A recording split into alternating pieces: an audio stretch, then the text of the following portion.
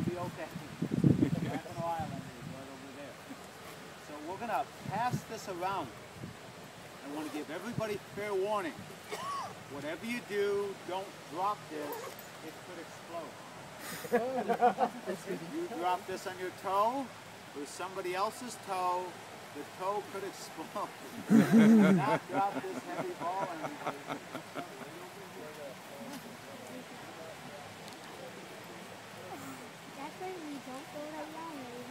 And if you look on the Mackinac Bridge, a mile, and this is the biggest gun they had, that's the maximum range, 1 mile.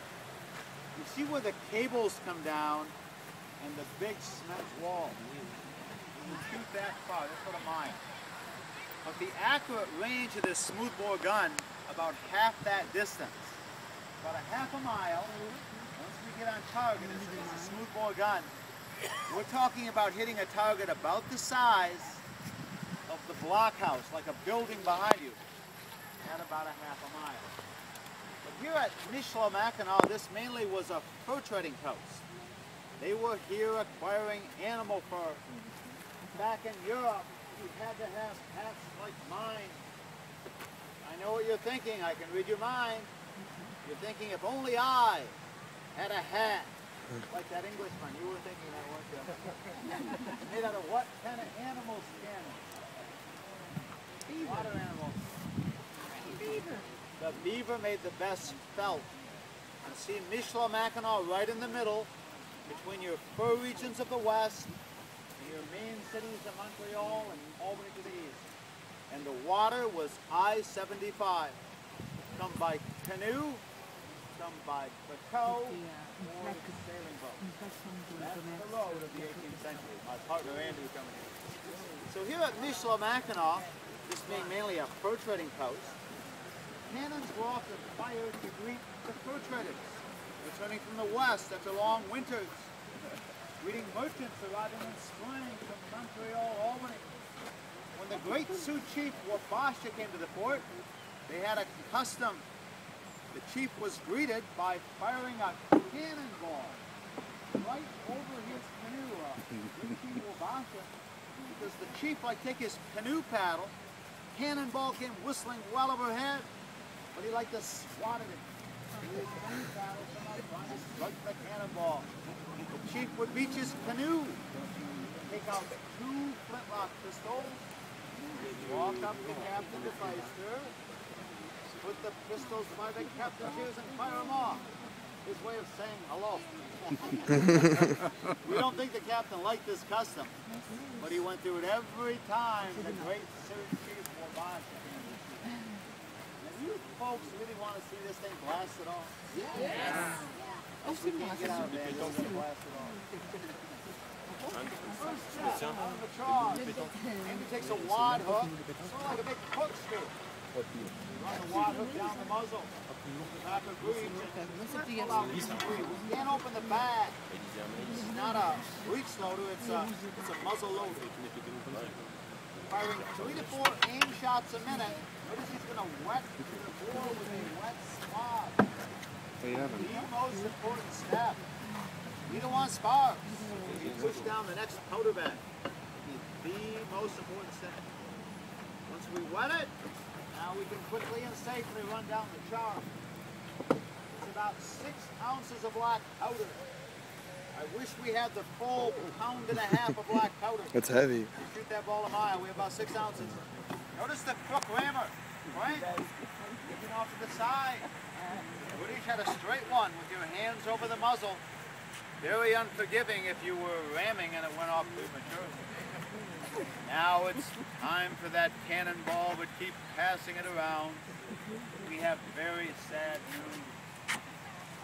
I am sorry to report that Andrew and Jim have a supervisor. But guess what? He has the day off. We have a cannon. We have a cannonball. And there's a jet ski. What would you do?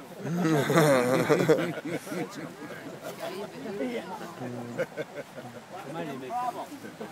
He's a very smart supervisor. That cannonball you're looking at is slightly oversized. It will not fit down the cannonball. How do you think we know what we're I wish we could shoot it out there, kids, but you see that little jet ski out there? What would happen if Andrew would hit that? Do you think he'd be the groom at the wedding? Would he be down to the Mackinac City Police Department? Maybe.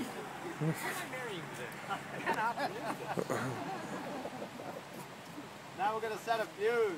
Our gunner takes a pick, like a big brass nail. He's going to pick a hole in the powder bag through that touch hole in the breech. He just poured the powder down for the fuse. They would have quills, like duck quills packed with powder. Simply pull out the quill, use a pick and prime, all in one step.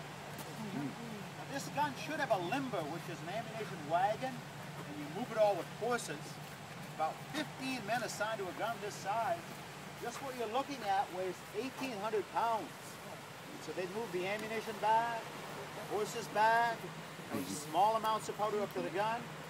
And about 3 to 4 shots a minute, considered pretty good. Now to light this gun, we have slow man. Soaked in saltpeter. We had 2 or 3 foot of it. We don't, but it would last all afternoon. How was Andrew going to light this cotton cord in the 18th century? What do you call what he's going to do here? Any idea? Certain kind of rock. Flint and steel. Chowder burned tinder cloth Andrew was making, so he has got it quickly. He is very proficient. That cloth is the key. Char cloth, cotton cleaning patches. We put in a tin and cooked. Or if you had a bird's nest and kindling, this is exactly how you start a fire in the 18th century. Carry a little metal tinderbox with you for fire starter. So we'd like to thank you very much for the report today. Our next activity is at 12:30 at the church. We're going to reenact a wedding. Andrew is the groom. You're the brother of the bride. So we hope to see you at that wedding at 12:30 over by the west wall at St. Anne Church. And after the wedding, we have a party. 18th century celebration with rum, spruce beer, and punched wine.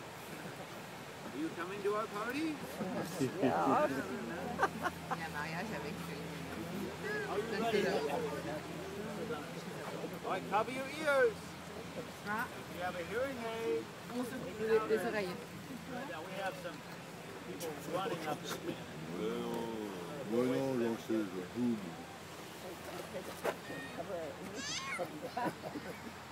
We made it. I'm hoping I don't jump with the wiggle. That was a slow man. The room is great. It's hot. All right, if you are ready, here are the firing commands. Gunner, ready? Fire!